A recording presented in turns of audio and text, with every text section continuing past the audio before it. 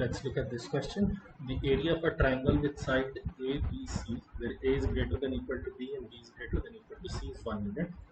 Then B cannot be less than. Okay.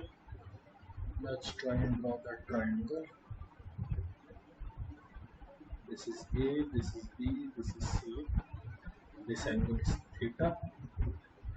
So the area of this triangle would be half into B into C into sine theta, which is equal to 1, or B will be equal to 2 by C sine theta. Now if I want to minimize B, because the question says B cannot be less than, so I have to identify the minimum possible value of B. If I want to minimize B, I have to maximize C and sine theta. Maximum possible value of sine theta would be 1 when theta is equal to 90. So the kind of triangle I'm looking at is C here, B here, A here. So A will be larger than B and C, guaranteed. C and B, what other relation can I see?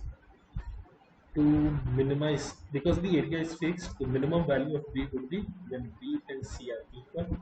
So if I put B is equal to 2 by B, or B square is equal to 2, or B is equal to root 2, I would get the minimum possible value of B.